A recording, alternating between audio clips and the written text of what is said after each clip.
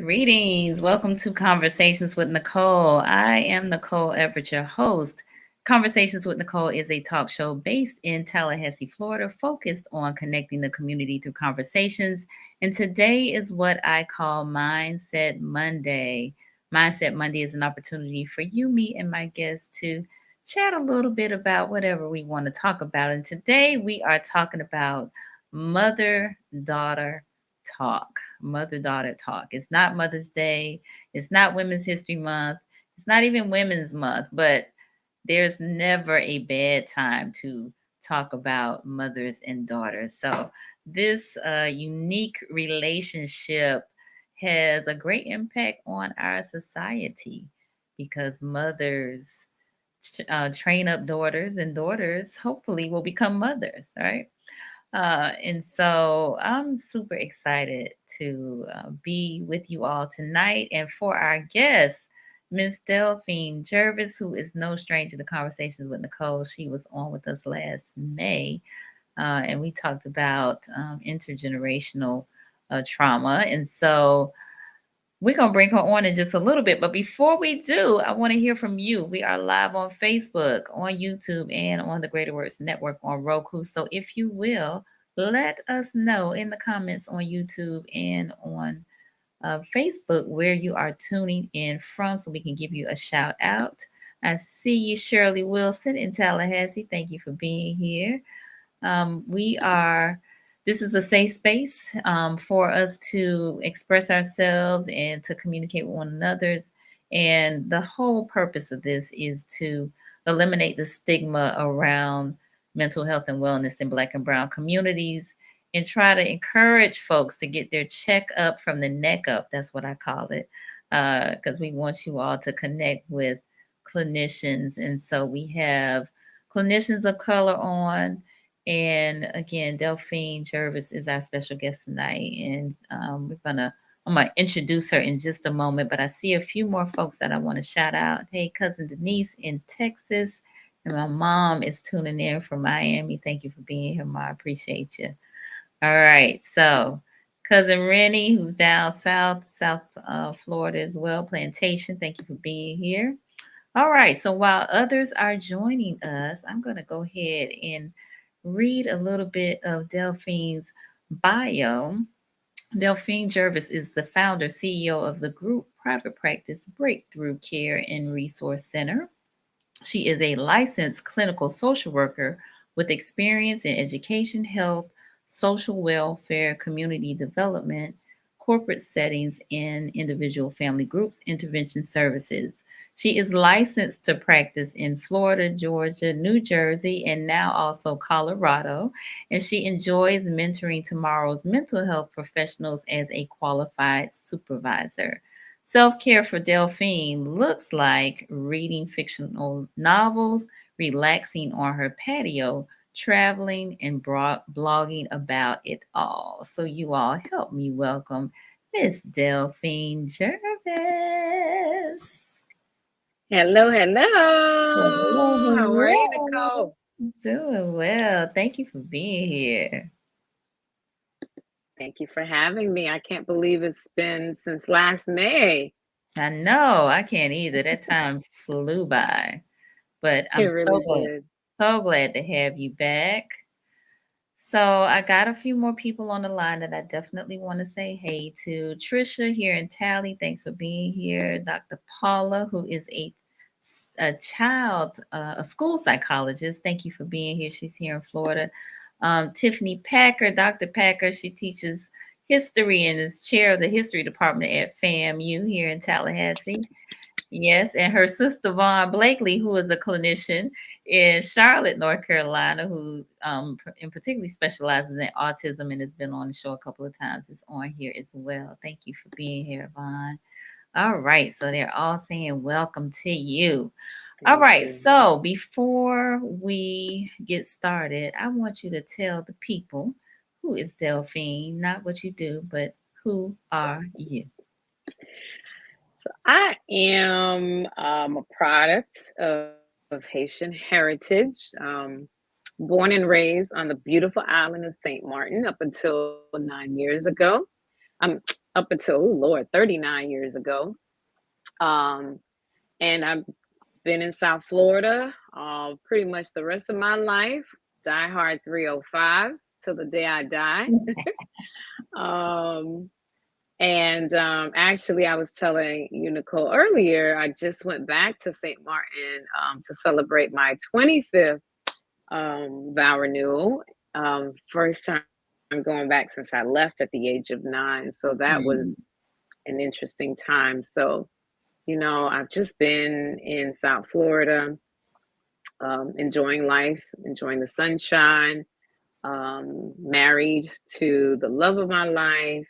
I'm an introvert by personality, but I do really well with performing as an extrovert. But yeah, I think just doing me and doing what works for me. Love it. Love it. Love it. Love it. And tell us a little bit about your business in terms of what prompted you to go down the social worker path. Man, so lived experiences, of course, we know play a huge role into how we kind of decide what path we're going to go into. Mm-hmm. And I think growing up in 1980s Miami and just seeing the landscape of being a Haitian girl and seeing how difficult it was for my parents and their friends to navigate systems. And I knew I wanted to go into a helping field and eventually landed in social work and came to realize social work was so much bigger than, the box that people put it into. So my Mm-hmm. background took me into education, medical settings, supporting schools and being a startup. And I was like, you know what? If I can help others build for themselves, why not do it for me? So I went into solo practice in 2016, and then pandemic rolled around, and I immediately flipped from solo to group, from individual to a multi-team, and right now from being in person to virtual, serving um, clients in 4 states.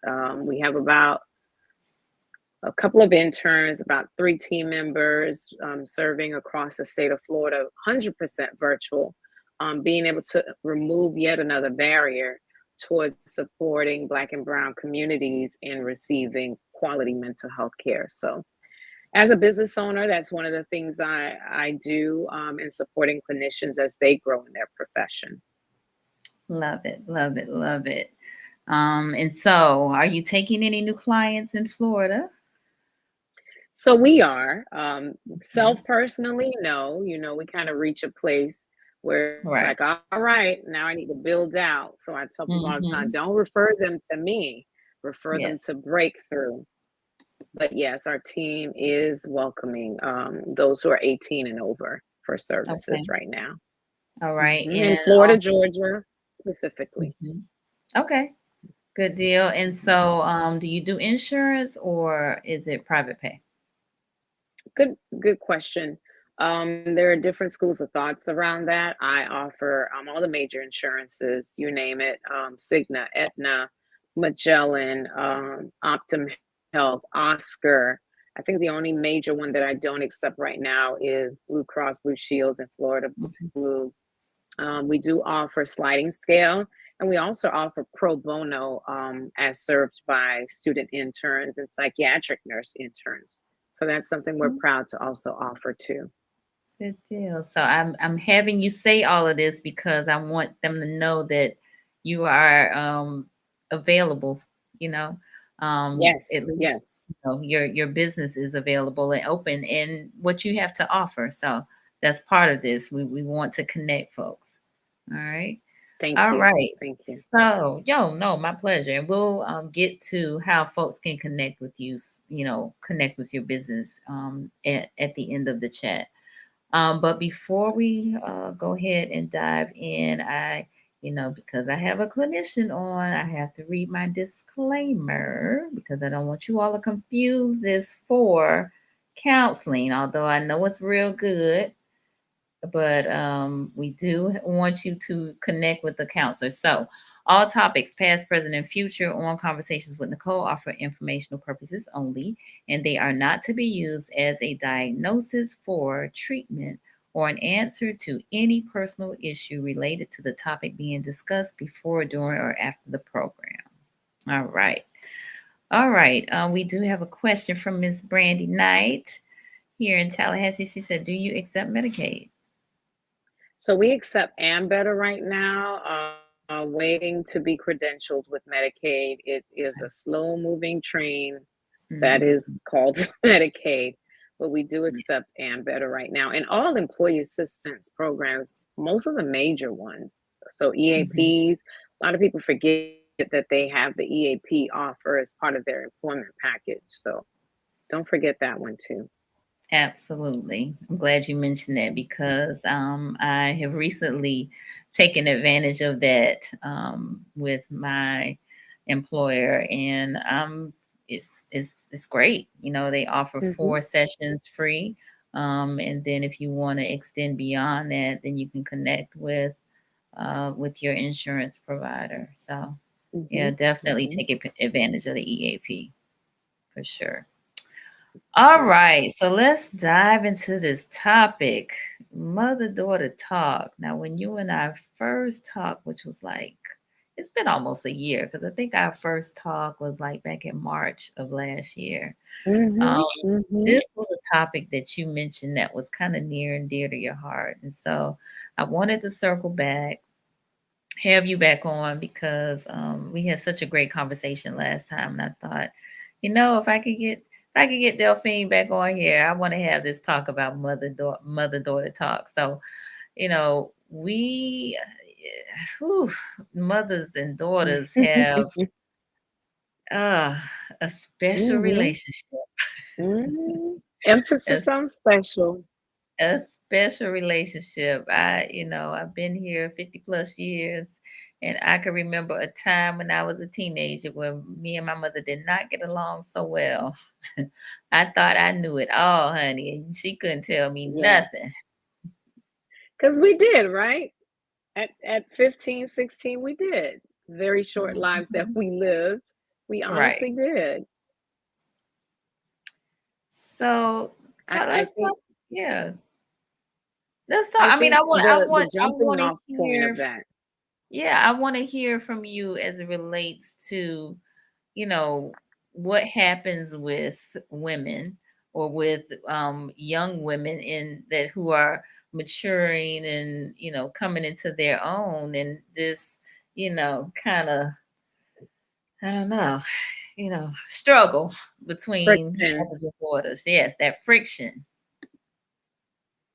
Well, I think what had led us to here now is that in that conversation about intergenerational trauma, it was brought up the level of influence that mothers have in all of that, whether Mhm. there's a mother who is physically and or emotionally unavailable Yes. for their children. Um, and so that's where that we're like, okay, we got to come back for this. I mean, the concept of motherhood is one that it's a glorified thing, right? Like no one ever says anything bad about mothers, right? The Mhm. whole term of mothers babies, fathers maybe, and even in the Haitian culture there's something along the same lines. So the concept of motherhood is to be revered. Mothers are martyrs at the altar of children and families. And so we spend a lot of time in that arena, and very few moments and serious thought is put into let's see motherhood for what it really is. And then to Mhm. add, having daughters, having women as daughters, not to be confused with men, and the nuances that come from that. And I think Hollywood has done a great job of creating some very extremes in terms of mother daughter relationships. Mhm. Right now, we have a couple of shows. One actually that I started watching just because you know how you trip on certain shows. I won't name the show, Mhm. but it's on Netflix. It's about a very responsible teenage daughter and a very irresponsible very irresponsible mother. And it was so happened that my niece is actually into it. So I was like, oh, wow, interesting that we like the same show, but for very different reasons. And I see now, she sees the dynamics from her perspective of that mother daughter relationship. And I see it from a different perspective as an adult. Mm-hmm. So we see Hollywood has shown irresponsible mother, emotionally unavailable mother, and then Hollywood has also shown us very strict mother, um, stringent and all the things, rigid, and how in both of those worlds, children end up becoming so maladjusted to life, whether it is in how they engage in friendships, how they engage in romantic relationships, how they engage in life. And so, one thing Hollywood has gotten right is that motherhood and the influence of mothers speaks for generations. It is the starting off point. Um, and so, when we think about our mothers, it's a very complicated experience. And Yeah. if we're honest with ourselves, right? Once we take our mothers off that altar of perfectionism, off the altar of martyrdom, and say, man, she was a human being with faults, with Mm-hmm. frailties, Yep. um, then I think we can start having true conversations about what our relationships are with our mothers. Yeah. So, and I like to hear from the viewers on this. I think, as children, we typically do want our parents' approval, right? And so we can spend quite a bit of time, trying to receive that. And so, um, you know, sometimes it could be, in some cases, to our detriment, um, but. I'm trying to see how I want to phrase this, but um, so mothers, the whole saying about the hand that rocks the cradle rules the world, right? Mm-hmm. And I think it's even more so with daughters because again, daughters become mothers, right? Mm-hmm. And Mm-hmm. so you are, as a mother, training up this um this this daughter, this female who is gonna again Mm-hmm. become a mother, hopefully one day. And so I think what you said about our mothers not being perfect and that they're being human and you recognize it, there is no handbook on this, right? And she's probably going Mm-hmm. off of what she received from her mother. And Mm-hmm. maybe Mm-hmm. some of those things worked during the time and the era and the space that she was in, but maybe there are some adjustments that need to be made. So, Mm-hmm. to the training that she does. So um I want to, I guess what I want to find out from the viewers is how many of you have maybe seen some behaviors from your mother that you thought, I don't ever want to do that. But then Mm-hmm. you have your own children or your own daughter, son or daughter, but in particular with your daughters, and you find yourself doing some of the same things that your mother did. So this is a safe Doomed space. to repeat. Doomed to Not repeat sometimes. yes, yes. So maybe you said you didn't want to do certain things that your mother did, but you wind up doing them with your children. So just give us a thumbs up or church finger, wave your hand or something. And no judgment here. No judgment. Just want to get you to weigh in. So while you all are doing that, I see Brandy put in a question. She said, "Are youth seeking approval or understanding?" Good It could be question. either or. It's a good question. It could be either or. Who doesn't want to get validated as a child? It's like, look, mommy, look, daddy, look, whomever, look a thing that I did. What do you think about it? And then you also have those who are like, you know what? You may or may not approve, but can you see things from my perspective? So I Mm-hmm. think it all depends on the child. And when you think about, I see the thumbs and the hands up going. And Mm-hmm. but when you Mm-hmm. think about children and mothers, the generational experiences of I'm only doing what I learned, now I'm passing it on. We're passing on heirlooms, but we could be passing on trauma along with that, right? You Mm-hmm. get in the family necklace or Bible, but then you're also getting all of the things that were not necessarily healthy. The Right. whole do as I say, not as I do, or the Mm-hmm. whole well because I said so.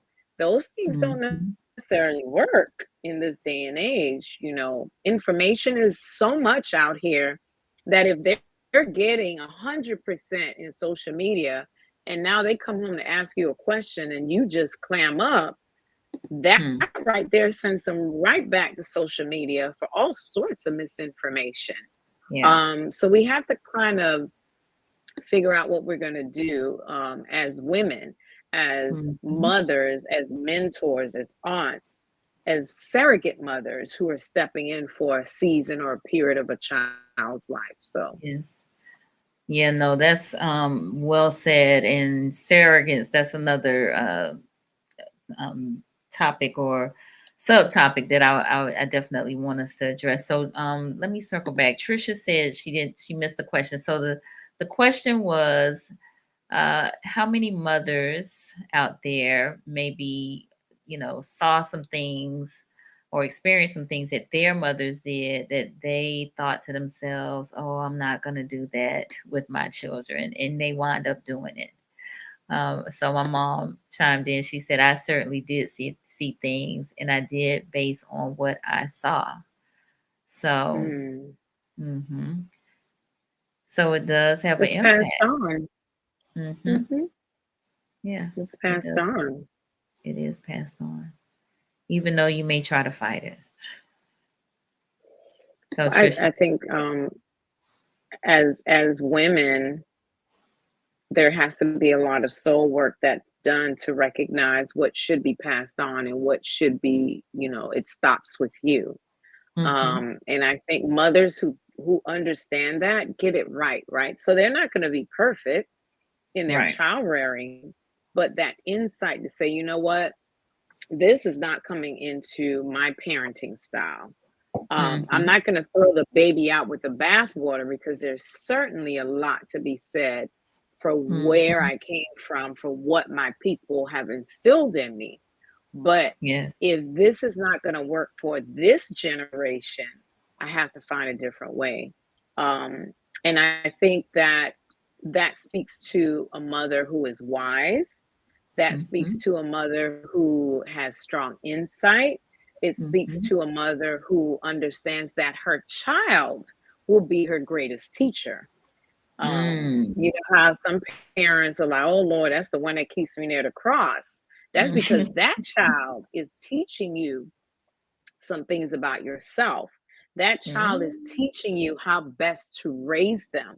Because for those of you mothers who have multiple children, I am sure you have figured out by now that cannot raise all your children the same, and that each child merits a different approach.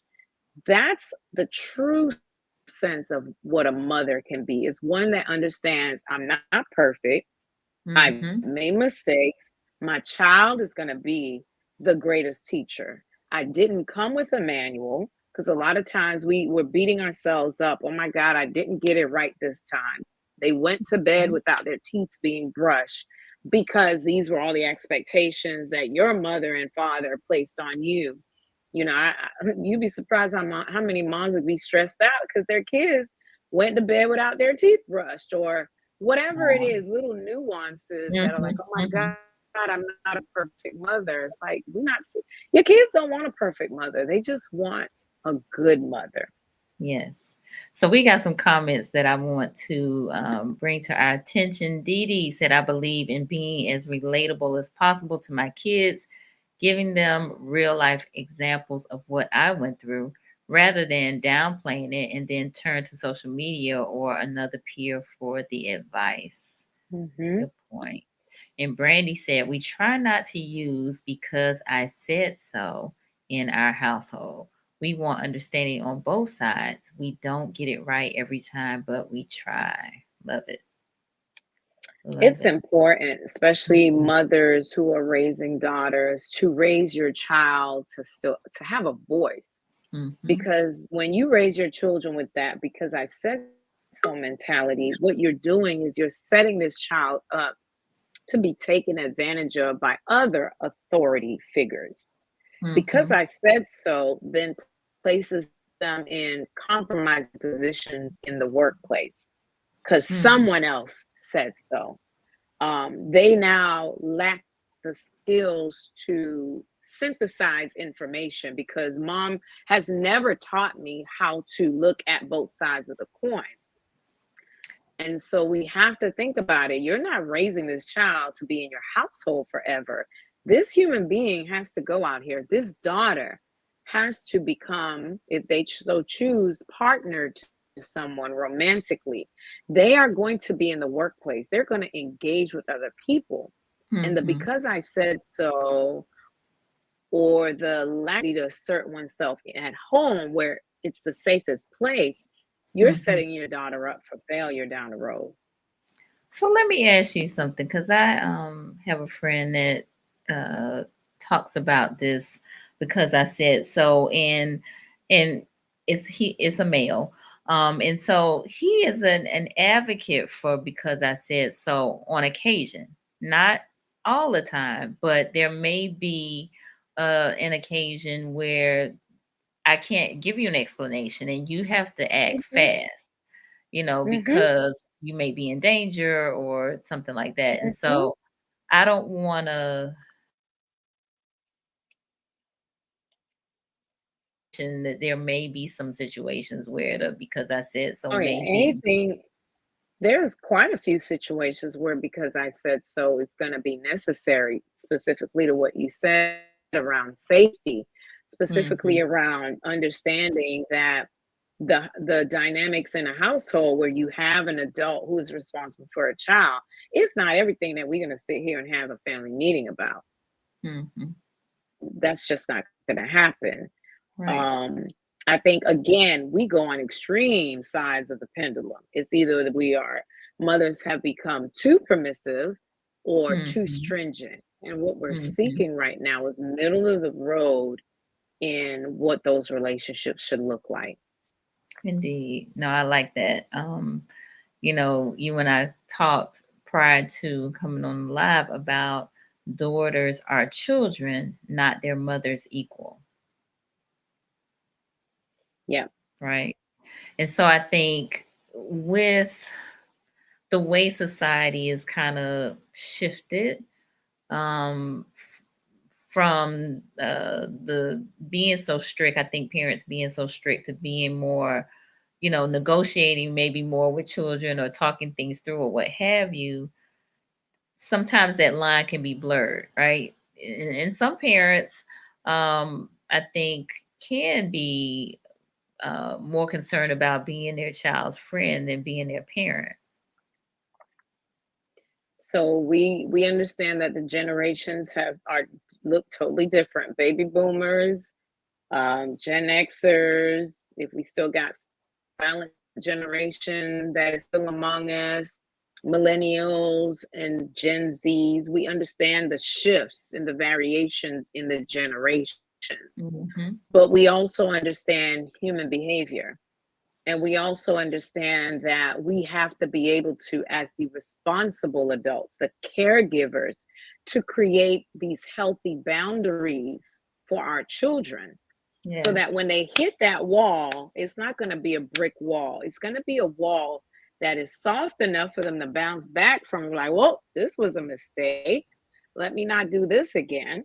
But we Hmm. still have to keep in mind there has to be healthy boundaries for children to grow and to learn.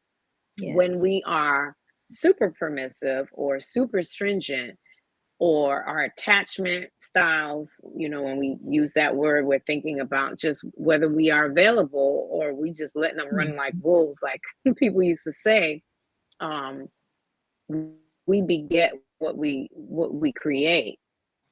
Indeed, indeed. So let me take a quick, what I call station break, and let folks know that maybe just joining us. I am on with Delphine Gervais of Breakthrough Counseling, and we are talking about mother daughter talk. Mother daughter talk. And so we've talked about motherhood and how it speaks for the generations, and that there's, you know, no perfect mom, right? Moms make mistakes. There's no manual to motherhood.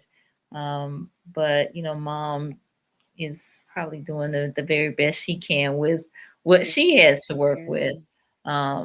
You know, especially if she had maybe sought some other resources.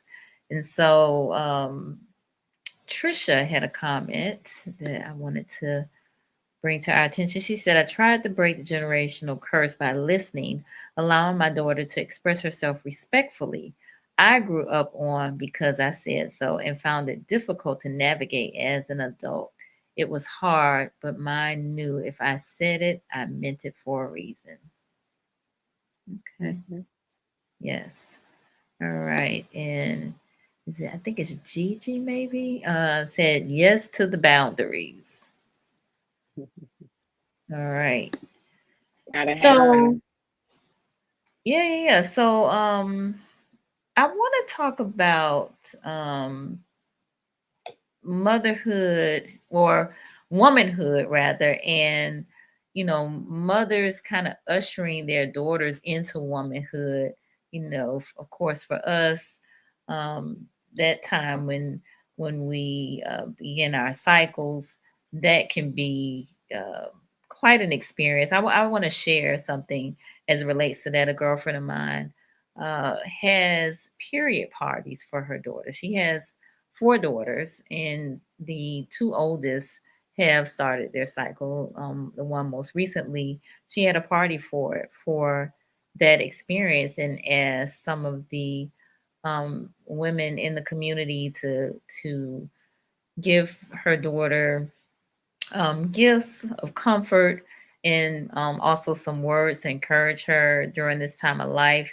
And she was able to invite some of her friends to come over, and they were able to speak about this young lady as she was coming into womanhood. And then had an opportunity, because they're in middle school, but had an opportunity to put together these kind of uh, self-care packets with feminine hygiene products, but also like bath bombs and lotions and candies and things of that nature, which Mm. would be self-care related, which I thought was, quite an experience, and I think a great way to kind of usher in this time. I remember, for me, it was not so great. And, it was almost like an embarrassment, right? You're not kind Mhm. of know what to do. And it's like, oh, shucks.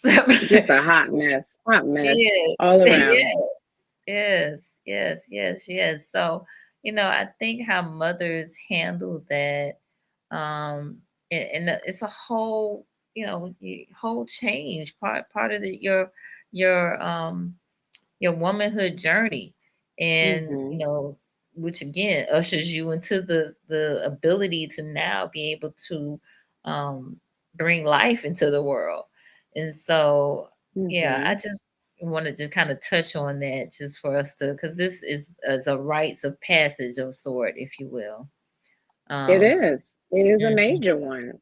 I think normalizing a very natural experience of the human body, offering people in her village to be part of that, creating a space to offer advice, to have this young woman see, I'm not the only one out here mhm, who's gone through this. And for yes, whatever reasons, the body will go through all these changes. And others have experienced it.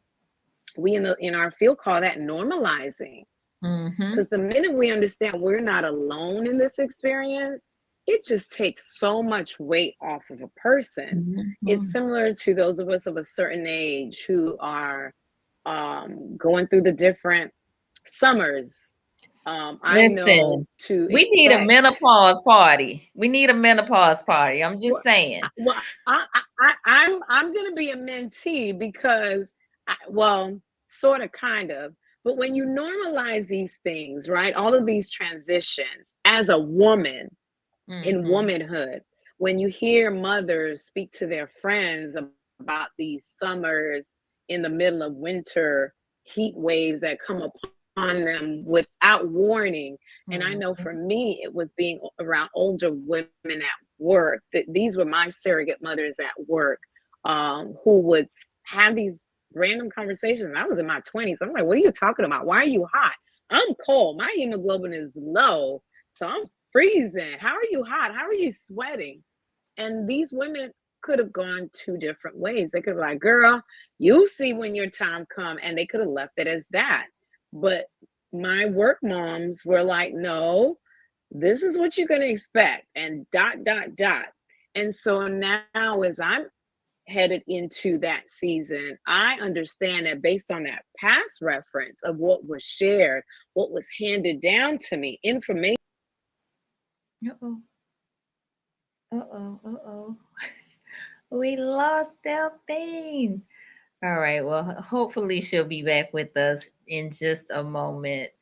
But yes, I agree with these different aspects of life. Especially as a woman, we definitely could use the guidance, and not that all of our experiences are going to be exactly alike, but some kind of warning. Now, I will say, and I'm put my mom out there. She would have these personal summers, and I could not relate at all. But I definitely can relate now. And the best she could tell me is just keep on living. It will happen. And so, all right, I think we got Delphine back. So let's see if we can get her back on the stream. All right, there we go. All right. Yeah. So Lynette said, I think I kind Sorry. of have period parties because usually I call my sister or girlfriends while eating Cheetos. They offer Cheetos is the kindness. best, Lynette. If you're gonna do When I junk complain food, much. it might as well be Cheetos. Right. Yeah, well, again, the whole point of my girlfriend doing this again is to usher her daughters into womanhood and have support. Just letting her know, or letting them know that they're, like you said, they're not alone. There are other women that have been through this and are going through this just like you, and we're here to support you as you do. So it's nothing to be embarrassed about or ashamed of, or you know to be looked down upon. Is actually like you said, a natural part of life. And so to the extent that we can And I have think these that's where conversations. mothers get it right. Hmm. They get it right in normalizing these different seasons of our lives. They get it right when um, this naturalness of being a woman sometimes becomes challenging. They get it right when they can share their own lived experiences as opposed to doing the, well, if you live long enough, similar to what you said. No, I get I gotta be older, but how about you save me some of the challenges that are going to come up by imparting that wisdom, Hmm. as a mother, as an aunt, as a surrogate, as a mentor. Save me some of the headache along the way with all of this. Hmm. Hmm. Yeah, no, I agree. I agree. Um, we need to keep these conversations going because, again, just like, you know, as we come into womanhood, there are certain things that take place, and as we become mothers, there's certain things that take place with our bodies changing and that sort of thing. And as we get to, that the transition of the menopausal, life cycle as well. There are things that are taking place. So just again being mindful of all of that and not just holding it to yourself. And I think part of that too is women, I think historically have been, kind of in the background, not seen and not heard in many regards. And I think there's been a shame associated with our bodies in some regards. And so I Mm-hmm. don't know, but it just feels like to me that's where some of this comes from is this whole kind of, we shouldn't really be speaking up or saying anything, but we need to have these conversations amongst ourselves. Mm-hmm. Mm-hmm. I mean, if not with our mothers, then who? Right. Um, if not with the person who we shared the same body with for a season, then who? This conduit of life continues to give life throughout our lives in some form of fashion. And Mm-hmm. if not mothers, then who? Who can stop us long enough to say, my generation had it wrong, or the one before me had it wrong in these regards, and that these life experiences, whether it is when it's time for you to become romantically involved, this is where I got it wrong. Yes, you might have seen me with one partner or two partners your entire lifetime, and here I am leading you to believe I was a saint, when in reality I was the chiefest of. um, and so I think mothers owe it to their daughters to be transparent. They Yes. owe us, because we only see our mothers in this one vein. And after that, it's like you don't want to know this other woman. But as we become women ourselves, you're like, oh man, I know my mama was out here doing some things because dot dot dot dot. Mothers owe their daughters transparency, even if you're not going to sit here and tell all your business. Mm-hmm. We deserve to know. We deserve to know that in choosing a partner, you messed up. We deserve to know that this marriage, that a relationship, long-term relationship that we thought was all peaches and creams, Mm-hmm. was everything but. We deserve to know that you got it wrong sometimes, because Yes. then it allows us to remember that A, you are human, and Yeah. B, I also have room to mess up and to make mistakes too. Mm-hmm. Yeah. Yeah.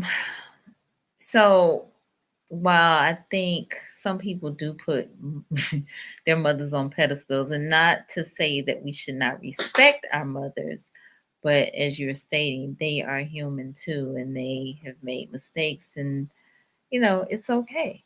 It's all right. It You know. is. Mm-hmm. It doesn't mean Mm-hmm. she comes off the pedestal. It doesn't mean that you pushed her off the pedestal. It just means that now she's humanized in all of her glory. She's a human because guess what? You two are a human. And if Mm-hmm. you are trying to portray something that you are not as a mother to your own children, that's going to take a lot of work. Yeah. Perfectionism is a lot of work. And Mm-hmm. to have other people continue to think of you as such is a lot of work. Now, if that's something that you want to do, then fine, but you got to make sure that you are on your P's and Q's for the rest of your life. And that's a very exhausting existence to have, where your Mm-hmm. children only see this Mother Teresa side of you and not all 360 angles of you. Mm-hmm. Very good point. I hope, there's some mothers. I feel like that's for somebody to hear. I really do. So, I hope you recognize you don't have to put up this motherhood mask, like, the perfect mother. Um, your children need to see various aspects of you. And not that you have to Mhm. share everything, but you know, they definitely need to see some other aspects. Or to So think we, about it and sharing things as age appropriate. yes. There were things my mother shared with me as an adult woman that would not have gone well in my teenage years. Hmm. She just knew intuitively it was time to have a different type of conversation. But Hmm. she could only have that woman to woman. So you kind of know there are certain things that can be held off for a minute. Yeah. Marjorie's on here. Hey, Marjorie. She said, "Me, I was gonna play a saint for as long as possible. Too much to explain." No, Marjorie, no. You're going to send yourself to an early grade. Soon you're going to Okay. get all your stories mixed up. You're going to Right. forget half the things you told them. No, and trust me, kids will just lead you to believe they believe half the stuff, but they don't really. And so there you were lying only to yourself. So please don't do that to yourself, Marjorie. Right. Right. Right. Right. All right. Didi said, "I tell my girls more than they need to know. Sometimes I get the mom. What you told me that for?" They saying TMI. Too much information. TMI. So I didn't They need to know wasn't that. ready. They wasn't ready. They said I didn't need to know that. That's funny. But I think the ability to have that type of open relationship is good. Yep. Yes, it is. Marjorie said my daughter has been side eyeing my stories the older she gets. She probably like, girl, what in the world? Game recognized game, Marjorie. Game recognized game. Oh goodness. Trisha said my daughter gave it right back to me. That's funny. Isn't that And the fun part though, Trisha, when we realize your mini me's are truly your mini me's? mhm, mhm, absolutely. Absolutely. All right. Let's see. Trisha said gave her TMI and she returned the favor. I really didn't want to hear. Yes. But we gotta have that listening ear, right? Um she said it Yes. is, and it's funnier because she was two. She has two. Mm, that is funny. Payback. Felicia Felicia said, I have very candid conversations with my two daughters now that they are adults. Hmm. Mhm. And Yeah. that's what they're going to value, those adult conversations that are so real and so Mhm. candid. My mom is no longer with me. And I just am so thankful for the seasons where she was like, you know what, enough of pretending. I'm Mhm. just going to show my real authentic self because Yeah. that's the woman I choose to honor and remember, the one who was not just honest with herself, but was honest with me, because Yeah. it's that woman that I truly respect, at Mhm. the end of the day. Mhm. For sure. For sure. For sure. Wow. This has been great. This has been great. So, if you had some takeaways relative to our conversation around mother daughter talk, what would they be? Well, I'll lead off with Marjorie's question that she just posted. What's the best way you Oh, can caution yes. them from your mistakes Mm-hmm. without instilling fear? I'd lead off with that. Being authentic. So we understand that they're children, and you're not going to sit here and tell them everything, but you are going to lead by example. When Mm-hmm. mommy hurts, your daughter needs to see that. What she does not need to see is a superwoman, because that Mm, superwoman doesn't exist. I remember as my mom was dealing with stage 4 breast cancer, she was like, you know what, you work too much. And I was like, mm, well, the irony of that, because all I knew was a working mom. who was working and caring for the home and never missed a beat. Our mothers, our daughters, I should say, deserve to see when our tanks are empty. They need to see when we hurt. They need to see when we're frustrated. They need to see how we navigate difficult situations. Mm-hmm. They need to see that there are difficult times, that the family needs to corral together in different seasons. We're in a recession. Does your child even know that, mom? How is that even communicated to a child, to a 5-year-old? You know, the memes are abound about the price of eggs. But moms, how do you convey the reality of this life around us? How do you prepare your child for this world that they're going into?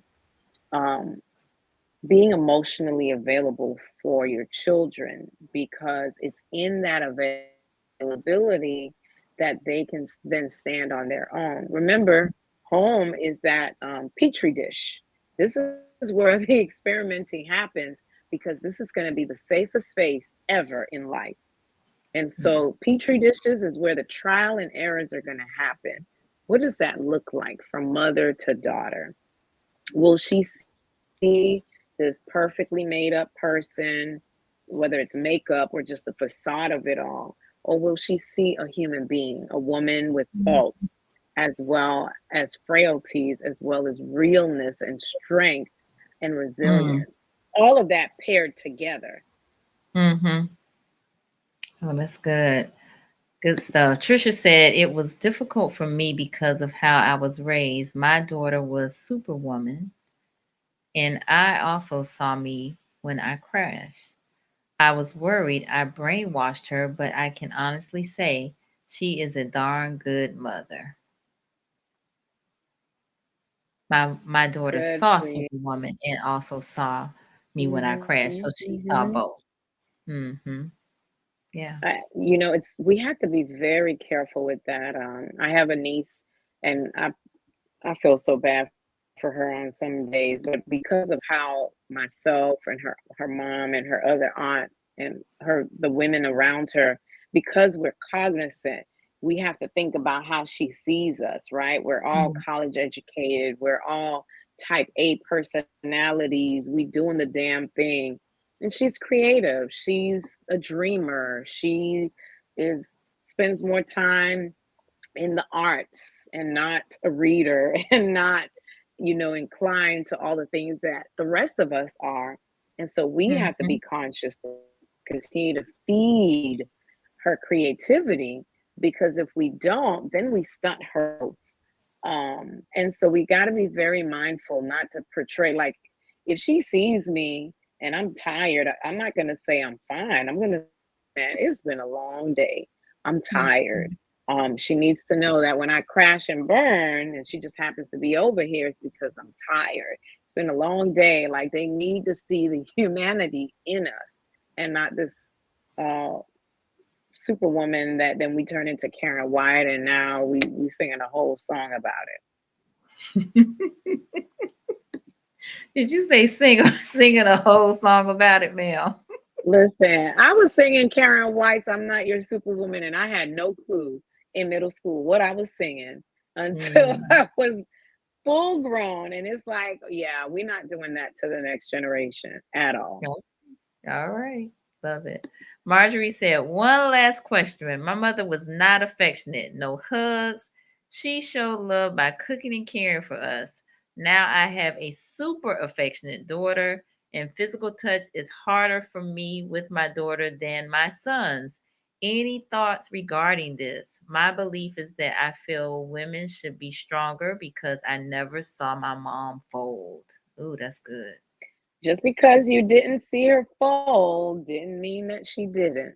And we know Mhm. that as adults, right? Mhm. We go and we fold in the darkness. We fold in prayer. We fold at Sunday service, kneeling at the altar, travailing. We fold in the bottle. We fold in all sorts of other ways to cope. Um, But a great book that's out there is called The Five Love Languages, and they've even done some offshoots of that around parenting children that may have different love languages. That's a good book for you to go into, Marjorie, specifically around the ones dealing with children. Sounds like your daughter's love language is touch. Um, and yours, interestingly enough, or not, is not. Or you're more apt to doing it with your boys because of how you were conditioned. You know, we may be conditioned to be more comfortable expressing affection towards the opposite gender as opposed to the same, because women, we got to be tough. We ain't got time to be all wilting flowers. But you know, the millennials got a lot of things right. One of them was, I'm going to stop and take a rest. I'm going to take a mental health day. And I think this is the year of women being soft, the feminine energy, as I've been seeing. And you know, it's just really about, you're a whole person. You're not just one dimensional. There are times where you got to show up as the strong human being, and there are times where you're like, you know what, I don't have it in me today. I'm tired. I'm just gonna sit right here, and no one's gonna make me budge because I just want to be still for this moment. Okay. Love it. Yeah, no, that's again good stuff. Great question, Marjorie. And great response, Delphine. All right. So I know you have said a lot. But just real quick, just give me like some of the takeaways from this mother-daughter talk conversation. I think we need to, as the older women, as the mother, as the aunties, the surrogates, the mentors, the elders, give yourself a pat on the back for doing what you could with what you had. I think honoring yourself is the first start, that you will not get it right all the time, that you will make mistakes, that your children will not like you.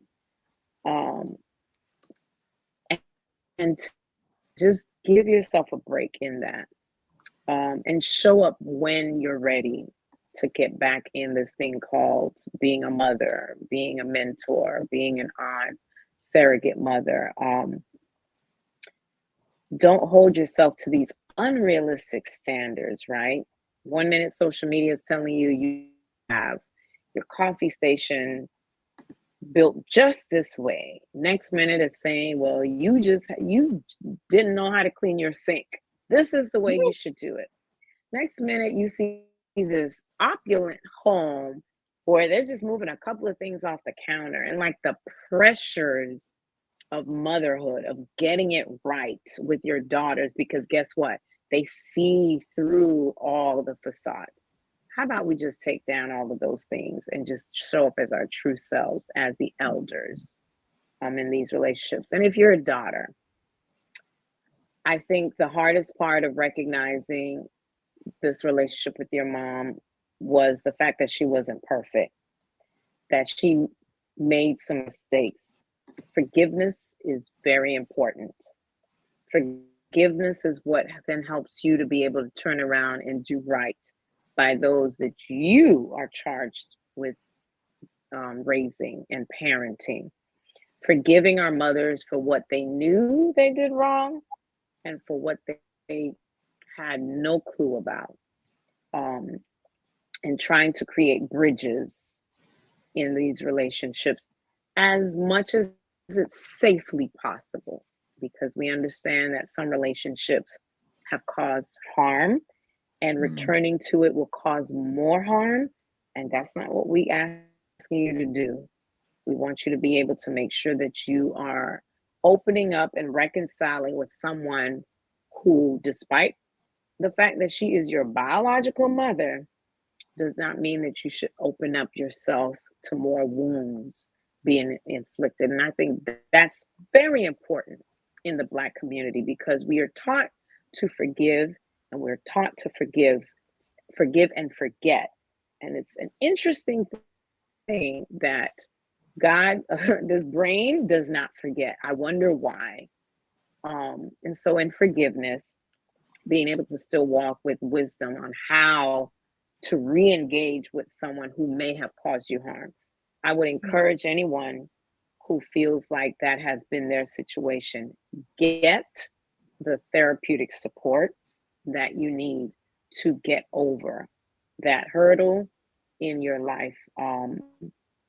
Parent wounds are very, very traumatic, because, again, these people were charged with being the caregivers, your first caregivers on this planet, your only ones assigned to you. And to have someone harm you emotionally, physically, sexually is traumatic.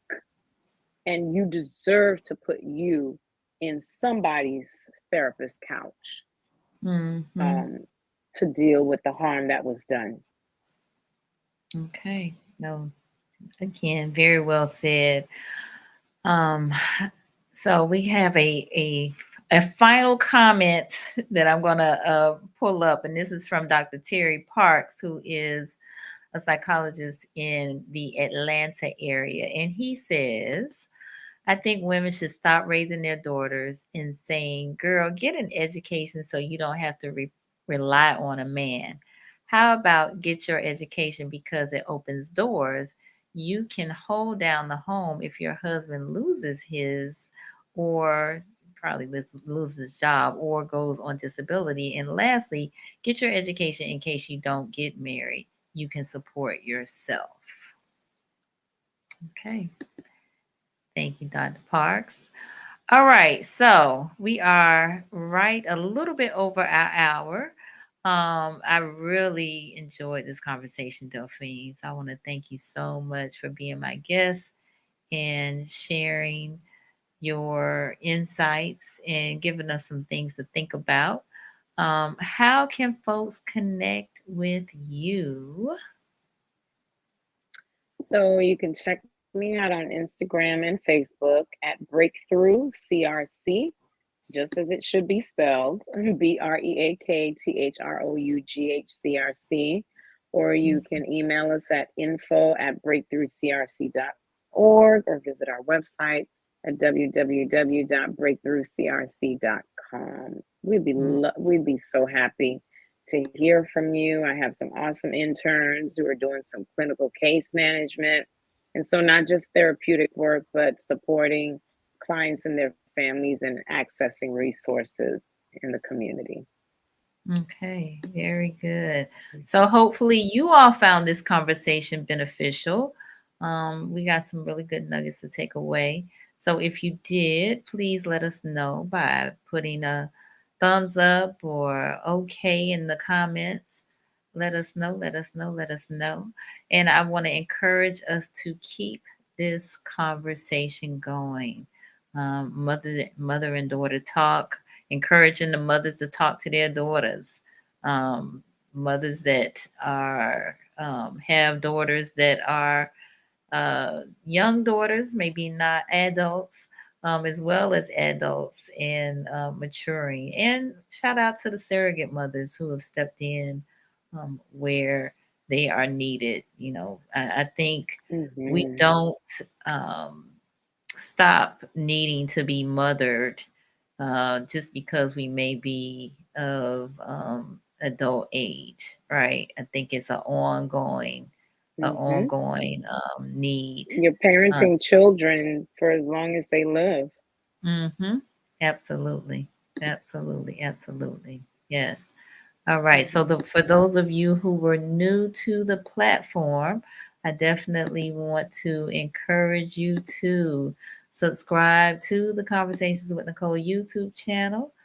Subscribing is supporting, and we need all the support we can get. And again, let's keep this conversation going because it is an important one. All right, so we got a few more comments here. Dee Dee said, "Thank you, great information." Trisha, man, mine just made You shake my head. She definitely needed to be mothered at this moment. It's all right. Keep mothering her, Trisha. Keep mothering her. All right. My mom said, great. Trisha said, great information. Thank you. Oh, that actually just made me think about how oftentimes the roles do reverse, where the daughter now kind of becomes the mother of her mother. That's a whole other conversation about Yeah, becoming a caregiver. Oh my goodness. That right it, there is a whole other one. it is a whole nother conversation. But yeah, that is an interesting dynamic in and of itself. So we'll have to have that one on another day. All right. So we will be back here on Wednesday. Our topic is on guardianship, what it is and what it isn't. And I have uh, two attorneys that are here in the Tallahassee area that are going to have that interactive conversation. So I invite you to join us then. And again, follow Delphine and Breakthrough and see what things they have going on in the areas that they serve, and let's support one another, y'all. We got to listen. We're in Florida, and we know there's some crazy things Yeah. going on in Florida right about now, but we got to Yes. support one another. We do, we do, we do. So anyway, I'm gonna wrap up. Y'all have a great evening, and we will see y'all next time. Bye. Fine.